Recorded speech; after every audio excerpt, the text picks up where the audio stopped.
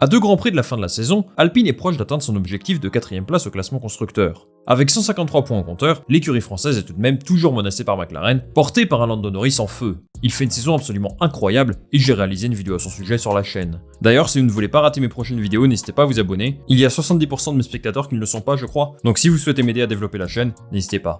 McLaren est en embuscade, mais si Alpine n'est toujours pas assuré de terminer 4ème, c'est aussi à cause de ses problèmes de fiabilité, en particulier sur la voiture de Fernando Alonso. Depuis le début de la saison, le pilote espagnol estime avoir perdu plus de 50 points à cause de problèmes mécaniques, et que ceux-ci ne touchent que sa monoplace. Ces 50 points supplémentaires le propulseraient à la 7ème place du classement, devant Lando Norris et son coéquipier. Mais pour l'instant, Alonso est seulement 9ème avec 71 points, soit 11 de moins qu'Esteban Ocon. Si Ocon venait à terminer devant lui au classement, ce serait un petit événement. Après tout, Alonso n'a jamais été battu par un coéquipier dans sa carrière, mis à part en 2007 où il se classe derrière Hamilton au classement, mais avec le même nombre de points. Alonso est connu pour critiquer ouvertement son écurie et n'hésite pas à utiliser les médias pour faire de la provocation. Mais aujourd'hui, on va se concentrer uniquement sur les performances sportives. En piste, Alonso a souvent impressionné cette saison. Je pense par exemple à son excellente course au Grand Prix des États-Unis où il termine à la 7ème place malgré un accident pour le moins spectaculaire. Alors malgré cette belle impression qu'il nous laisse, Alonso est en passe de réaliser l'une de ses pires saisons d'un point de vue statistique, compte tenu du potentiel de la voiture. Mais a-t-il raison? La fiabilité de la monoplace lui a-t-il fait perdre autant de points qu'il l'affirme?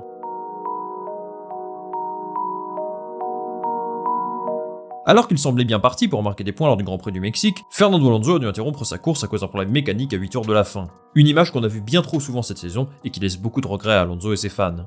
Alors, est-ce que les affirmations de Fernando Alonso sont vraies? Pour rappel, il estime que sa voiture est la seule des deux à avoir autant de problèmes mécaniques et qu'il devrait avoir 50 points de plus. Si l'on fait un bilan statistique très simple, Fernando Alonso a 4 DNF cette saison et a terminé 7 fois en dehors du top 10. Ocon de son côté, c'est 2 abandons et 5 fois en dehors des points. La saison d'Alonso a très mal commencé. Sur les 5 premières courses, il a récolté seulement 2 points contre 24 pour Esteban Ocon. Il a connu un problème moteur en Arabie Saoudite, puis un problème hydraulique en qualification lors du Grand Prix d'Australie.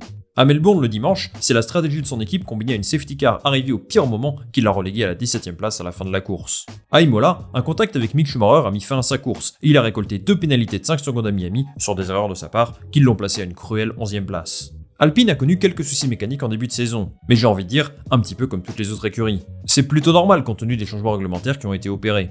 Par la suite, c'est allé beaucoup mieux.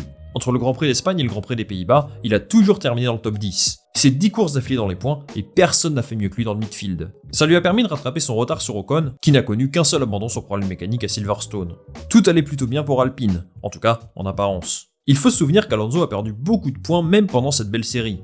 À Barcelone, il a dû utiliser son 4ème moteur de la saison, ce qui est vraiment conséquent à ce stade de la compétition, et il est remonté de la 20ème à la 9ème place. Au Canada, il est parti en première ligne, mais il a rencontré un nouveau problème moteur qui l'a relégué à la 7ème place, derrière Ocon. Ajoutez à ça une stratégie très bizarre, et ça donne un week-end à oublier. Un dernier exemple pour la route, au Grand Prix d'Autriche, il n'a pas pu prendre part à la course sprint à cause d'un problème électrique. Il a donc dû partir de la 20ème place, et il termine finalement P10. Cette série de 10 Grands Prix dans les points a pris fin au Grand Prix d'Italie, à Monza, puisque sa course s'est arrêtée un peu brutalement à cause d'un nouveau problème mécanique. Et cette fin de saison, Alonso connaît une série de résultats décevants dont il n'est pas responsable. C'est le cas à Singapour par exemple, où il a dû abandonner, et bien sûr au Grand Prix du Mexique, dernier souci mécanique en date. En parallèle, même ses résultats plus positifs ne lui donnent pas satisfaction. Je pense au Grand Prix du Japon par exemple, où il termine 7ème, mais estime qu'il aurait pu gagner plus de positions avec une stratégie différente. Comment expliquer cette fin de saison très difficile pour Alonso? Pour comprendre ça, certains observateurs pensent qu'il faut revenir au 1er août dernier. C'est une date clé dans la saison d'Alonso. Il prenait tout le monde à contre-pied en annonçant sa signature chez Aston Martin, alors qu'une potentielle prolongation de contrat chez Alpine était évoquée dans les médias. Alors on ne va pas revenir en détail sur les raisons de la signature d'Alonso chez Aston Martin, je l'ai déjà fait dans une autre vidéo, mais depuis il y a une sorte de théorie qui traîne comme quoi Alpine favoriserait davantage Ocon qu'Alonso, pour la simple et bonne raison que lui reste dans l'écurie l'an prochain. Alors, est-ce vrai? Esteban Ocon a-t-il reçu un traitement de faveur par rapport à Alonso cette saison?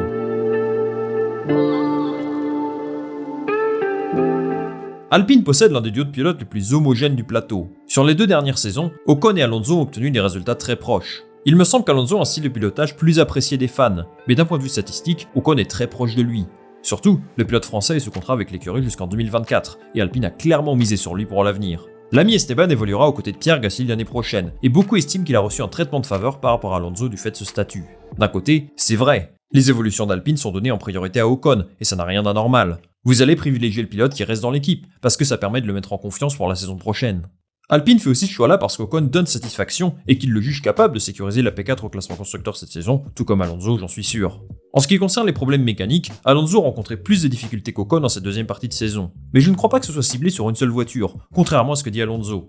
Le problème d'Alpine est qu'ils ont privilégié la performance plutôt que la fiabilité. C'est Otmar Szafnauer qui le dit, ils ont poussé la puissance du moteur au maximum indépendamment de la fiabilité. C'est dû à la nouvelle réglementation sur les unités de puissance. Jusqu'en 2026, les moteurs que vous voyez actuellement resteront les mêmes et ne pourront pas évoluer d'un point de vue technologique. Le credo d'Otmar Szafnauer, c'est la puissance d'abord et la fiabilité, on pourra la régler plus tard. D'ailleurs, on s'aperçoit que l'ami Otmar dit vrai, parce que si l'on reprend en détail les problèmes mécaniques d'Alpine cette saison, on se rend compte que la cause est l'unité de puissance quasiment à chaque fois. Alpine est donc responsable de cette saison difficile pour Alonso, ça ne fait aucun doute. Mais je ne pense pas que les soucis mécaniques qu'il a rencontrés soient dus à des mauvais choix de développement uniquement sur sa monoplace. Il a été particulièrement malchanceux, mais Ocon lui aussi a connu son lot de soucis mécaniques. Dernière preuve en date, le Grand Prix du Mexique. Ocon a eu un problème sur son unité de puissance, à savoir une fuite d'eau qui a fait monter la température dans sa voiture. Il a finalement pu terminer la course, mais non sans mal. Alonso a été le moins chanceux des deux pilotes cette saison, mais je considère que les problèmes qu'il a rencontrés auraient pu également arriver à Ocon. Alpine n'a pas fait ça consciemment.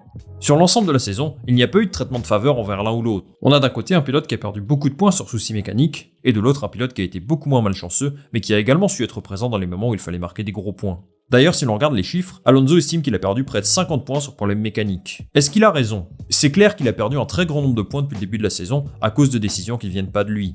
De là à dire minimum 50 points, c'est peut-être beaucoup. Une étude publiée par le média spécialisé JP Blog nous indique qu'il aurait plutôt perdu aux alentours des 40 points, ce qui le placerait aujourd'hui au même niveau que Lando Norris au classement et largement devant Ocon. Alonso a donc connu une saison très mitigée avec Alpine. Et pour terminer cette vidéo, j'aimerais faire un petit bilan de son expérience chez l'écurie française avant son départ chez Aston Martin, avec qui il roulera en test en fin de saison à Abu Dhabi. A mon sens, le retour d'Alonso dans le groupe Renault a beaucoup d'effets positifs.